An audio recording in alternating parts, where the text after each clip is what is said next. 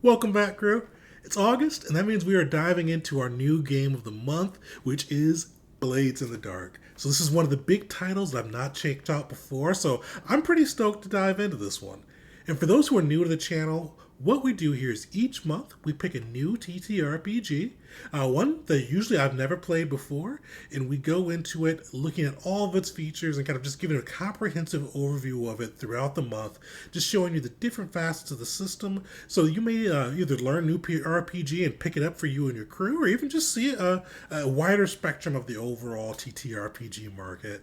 Because I started this myself because I felt like I love 5e, but I felt like I was just playing too much 5e and wanted to see some other systems that are out there. So I've decided to do that, and this is our latest round with Blades in the Dark. A little bit of a sneak preview, and for those new to the channel, we do these videos each month, and one of the things we do is we cap off the end of the month with an actual play game running the system. And this month will be no different. We'll be having our live play game August 31st, Wednesday at 7 p.m. So, end of the month exactly. We'll be able to go in and dive in with my crew. We're going to get our own heist on. We're still kind of determining what the crew is going to be and what type of mission it'll be, but it should be a blast. And we're going to show off this Blades in the Dark system. And one of the cool things we always do is we raffle off a PDF copy of the TTRPG, so one of our lucky viewers can bring that home to their crew and be able to run this system with their friends and family. So come through, check these videos out, like, subscribe, all that. But then follow me on Twitch, TNJ Gaming at twitch.com. Join us August 31st, and maybe you'll be one of the lucky viewers. And just a little bit of a look through today. Today is going to be all about our first impressions of the system. And what that means is just kind of, I've gone through, I've thumbed through the book behind me. See, I got the hardcover for this one too. And just kind of take a look at some of the features, the system abilities, and just kind of get my first overall thoughts for the system. So that's what we're going to be taking a look at today. Next week, we're going to be doing a PC build. So I'm going to show you how to build a Blades in the Dark PC. The week after that, we're going to be diving into the factions and how that kind of works within Blades of the Dark. I thought that was going to be kind of a cool mechanic to focus on a little bit. And then finally, to wrap it up, we're going to show you the core mechanics of Blades in the Dark, really focusing how to run a score. And running a score is kind of the main adventuring piece of the Blades in the Dark system. So we're going to go into that in depth, show you how to do it, show you what the core mechanics work and how they go into it. So stay tuned for those ones, but let's dive into some first impressions. So this is my first time playing Blades in the Dark, and I was kind of googling this because it's what I found, because it's very similar. I've played a couple powered by the Apocalypse games, and Blades in the Dark doesn't seem like it's powered by the Apocalypse, but it does have a similar structure. So it's a D6 system with we'll go into that a little bit more later, but D6 system, and it's really narrative first, mechanics second, which would be pretty cool. So it's really kind of focused around making the putting that fiction first and having the mechanics support the fiction versus kind of the other way around. Which I'm kind of excited to see how this plays out because I play PBTA games, but usually I've played them only by play by post. I've got a cool art group or a good group for RP too with this one, so it should be fun, especially with kind of how they have it set up.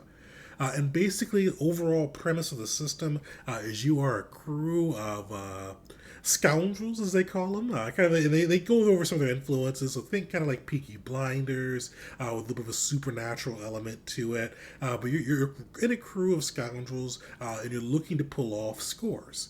And you can be kind of a nice thing they have, like, and we're going to go over this in factions. You have a lot of different types of groups you can be. You can be a group of assassins, smugglers, spies, all of that. I think I may have made spies up, but definitely assassins and smugglers. But you can kind of go through, and that determines your crew and kind of what types of jobs and scores you're going to be taking on. And one of the things that really stands out with this system, and I'm kind of excited to see it played, is you kind of jump. Like, usually when you're planning out like a big thing with a TTRPG, it can slow things to a crawl as everybody thinks of all the different eventualities and they try to plan out all the steps. And a lot of times when those plans kind of meet the reality, they kind of go out the window, but you spent hours putting them together. With this system, what they do is you kind of go into the score hot. After you decide what your score is and maybe do a little bit of prep work with kind of trying to gather a little bit of information, you kind of jump right into the score. We're going to go over that with the mechanics and how they built that in, but you go right into your first obstacle and you kind of get to go on the fly. And the way they do this with the planning is rather than having to plan everything out in meticulous detail and waste kind of actual playtime, they do flashbacks. So with this, like let's say you're sneaking into a enemy vault. You're looking to try to snag one of their valuable pieces of artwork, and you kind of come across a dog sniffing down the hallway. Now, typically, you kind of you'd have to figure that out in real time, what you're going to do about that dog. But if you can, with the flashback system, you can be like, oh, I put sleeping pills in the steak, and I've got it in my back pocket. I'm going to throw this out to the dog and see if he goes for it. And then you roll, see if it's successful or not, and that kind of becomes a reality. And they have things to track with it, so you gain stress if you do those things. We're going to go over all this in more depth in the mechanics episode, but it's really one of the cool things with it, because I like the flashback system. I like kind of the jumping right into the action and not wasting time with plans that may not come to fruition. So I'm really excited to see how those play out. So looking forward to that. Definitely some cool pieces on that side to really keep the game flowing and keep kind of in the exciting parts of the game, because planning is a lot of fun. I love for even TTRPGs, I love having a good plan, especially with like some more crunchy Pathfinder 5e and those ones, and kind of putting that plan together and seeing how it goes. But sometimes you can analysis by paralysis and just over plan, and it gets boring, and people kind of keep going, try to find every eventuality. So I'm looking forward to seeing how this system plays and getting people right into the action, right into the fun, and into the adventure itself. So definitely kind of one of my to use one of my favorite things to do with this, kind of my roses and buds for this system. Reading it over with the kind of right into the action and the flashback piece, it sounds really cool, and I'm very excited to jump in and see how it plays at the table. So one thing we will touch on a little bit with this video is just kind of how it works.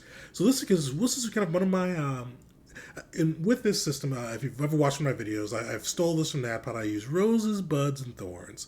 Roses are things you like. Buds are things you're looking forward to seeing how it plays out in the future. And thorns are things you may not like as much.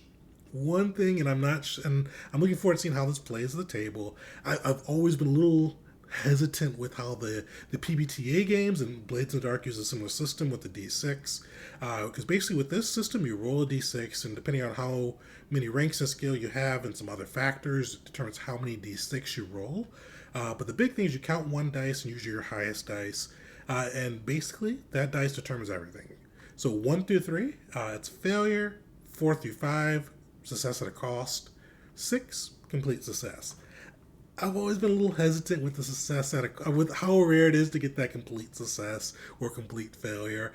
It's one of those ones that gets very good at. I think I'm looking forward to seeing how it moves the narrative forward, because there's always that consequence. There's always that next thing that kind of keeps people at the edge of their seats and the adventure moving.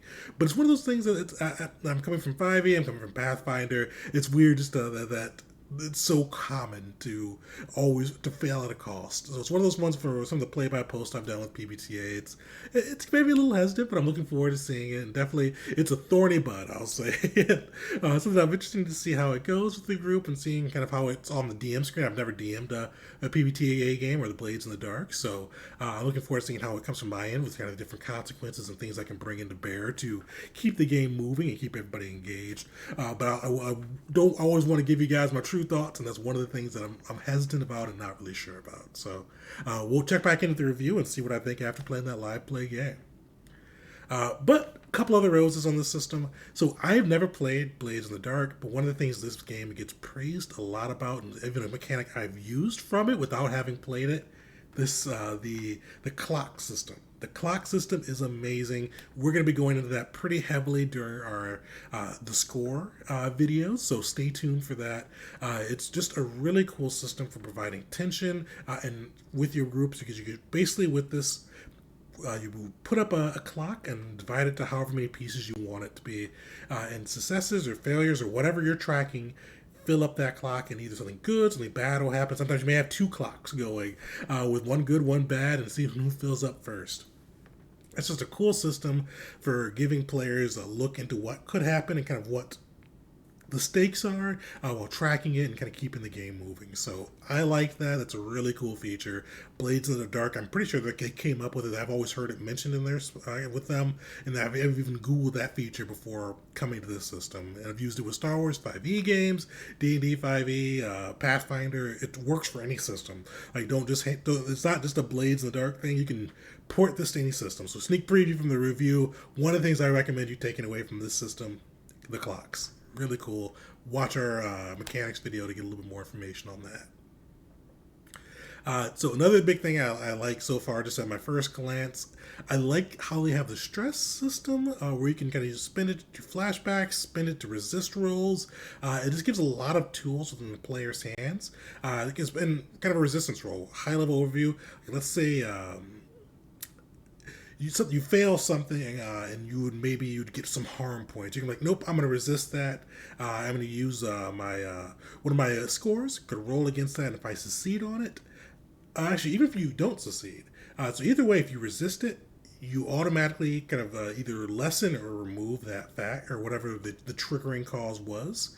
But you gain an amount of stress based on how you roll, and sometimes the DM can say, nope, you still take a little bit of that harm, or you still take a little bit of whatever it was, but you're able to negate that damage.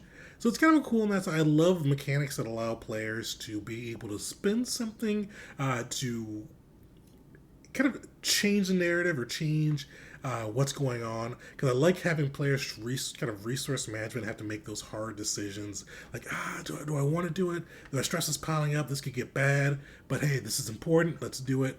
Spend some stress, flashback, spend some stress, resist, all of that. Along those same lines, this game has a mechanic called the Devil's Bargain, which is another cool one where you can kind of trade something else. And we're going to go into the mechanics a little bit higher depth during our next few videos. But it allows you to trade something for either an extra dice to be able to roll and really hopefully add a little bit more likelihood to you at least getting some type of success with the roll. But yeah, those are kind of a look at overall some of my early thoughts. With these videos, the first impressions is literally just thumbing through the books. One thing I do want to call out, I love kind of a little bit of the lore I've read so far, and just the way they're able to kind of weave the theme of the book, or kind of the flavor of the book in. It has a really cool flavor. You can really see some of the inspirations they've used with it, and I think it does a good job of expressing that flavor as you're going through. And you'll see more of that as we go deeper dives and kind of start really analyzing those mechanics. But I just like how they have that set up. I like the book too. I wish it was a little bigger. I wish it was not regular size, but like regular TTRPG size. But it's really cool. I like the artwork that comes along with it. Just definitely excited to jump into this one. It's really Blades in the Dark. I think it's probably one of the at least top 5 RPGs that's not D&D. I think top 3 probably. It's cool from what I've seen so far, and I'm looking forward to playing it with my group and kind of really diving in. So hang out with us, like, subscribe, drop a comment. Tell me something you like about Blades in the Dark system, or something I should look out for when I'm playing it, or anything that you want us or myself or any of the viewers to know when it comes to the Blades in the Dark TTRPG. But throughout this month, we're really going to be diving into it with mechanics, PC builds, how to run a score, the works, just really picking this apart piece by piece until we get to August 31st, where we'll be running our live play game. So come through, check us out, and maybe you'll be the lucky winner to get to bring home a PDF copy of the Blades of the Dark system for you and your table. But thanks for joining us, and till next time.